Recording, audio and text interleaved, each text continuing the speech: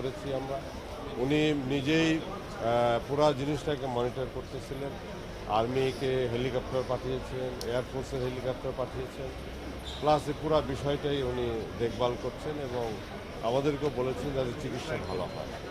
ইতিমধ্যে আপনারা জানেন আগুন নিভানো হয়ে গেছে এবং ফায়ার ব্রিগেড বিল্ডিংয়ের ভিতরে ঢুকে ঢুকে রুমে রুমে যে দেখছে যে ওখানে কোনো বেঁচে আছে কিনা বা মৃত কোনো লাশ আছে কিনা, এটা এখনও চলছে। এবং আমাদের হাসপাতালে, বিশেষ করে এই কর্মিটল হাসপাতালে প্রায় 45টা রুগী এসেছিল।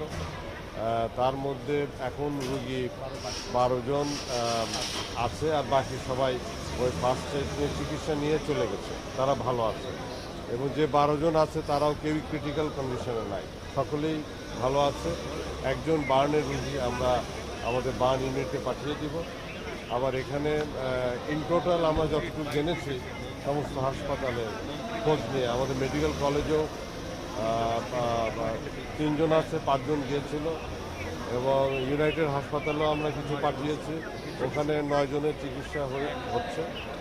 আর টোটাল সব মিলে 13 জন মারা গেছে, 13 জন মারা গেছে এবং রুগী আমরা পেয়েছি টোটাল 95 জন এখন পর্যন্ত।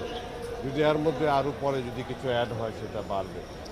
তো আমরা এইটাই হলো বর্তমান সিচুয়েশন। আমি যে রুগী দেখলাম এবং আমরা চিকিৎসাগুলো এখানে সবই বিনামূল্যে আমরা দিচ্ছি।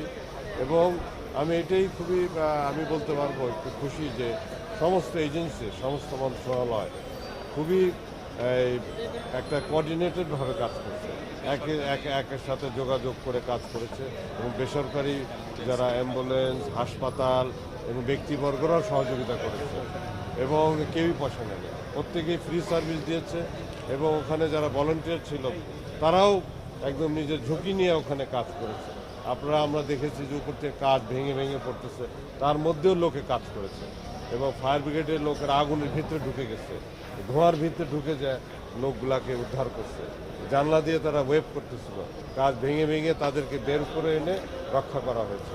কাজে সার্বিকভাবে এই ধরনের যে একটি অঘটন ঘটল এবং দেশবাসী যে একভাবে সকলে মিলে কাজ করছে, এটা খুবই একটা আনন্দের বিষয়। আর দুঃখের বিষয় হলো যে এই ধরনের ঘটনা আমরা চাই না, বারে বারে আগুন এটা হচ্ছে। আমাদের মনে হয় যে আগামীতে আরও বেশি সতর্ক হতে হবে এবং এখানে আমরা অবশ্যই খতিয়ে দেখা হবে যে কী কারণে এই আগুনটা হলো, যাতে আগামীতে আগুন না লাগে এই ধরনের, সেই ব্যবস্থা সরকার নিশ্চয়ই নেবে।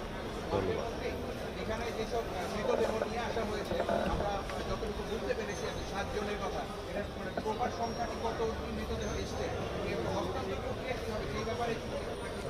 এই হাসপাতালে 7 জন, আর এ পর্যন্ত যত হাসপাতালে রুগী গিয়েছে খোঁজ নিয়ে আমরা দেখেছি 13 জন মোট মৃত্যুবরণ করেছে, 13 জন।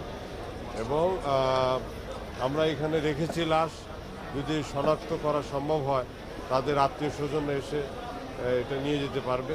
আর যদি শনাক্ত করা সম্ভব না হয় তাহলে পরে ডিএনএ টেস্ট করে আমরা তখন দিয়ে দেবো আর কি, ডিসপোজাল করব না। এটা বিভিন্ন জায়গায় এটা মর্চুরিতে রাখতে হয়, যে আমরা বেশিরভাগ রাখবো ঢাকা মেডিকেল কলেজে, সেখানে মর্চুরি বড় আছে, রাখার ব্যবস্থা বড় আছে, সেখানেই আমরা বেশি রাখবো। এবং এগুলো তো আপনি এটাও জানেন সরকারি নিয়ম অনুযায়ী পোস্টমর্টমও হতে হবে, পোস্টমর্টম করেই এটা দেওয়া হবে।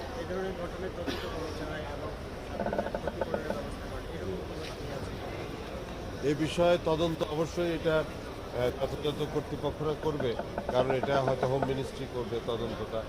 আমাদের স্বাস্থ্য মন্ত্রণালয়ের দায়িত্ব তো চিকিৎসা দেওয়া, আমরা বিনামূল্যে চিকিৎসার কথা আমরা বলছি, যেখানে যে চিকিৎসা লাগবে আমরা বিনামূল্যে সেটা আমরা দিয়ে দেবো, যতদিন তাদের চিকিৎসা লাগে আমরা বিনামূল্যে দিয়ে দেবো। Thank you.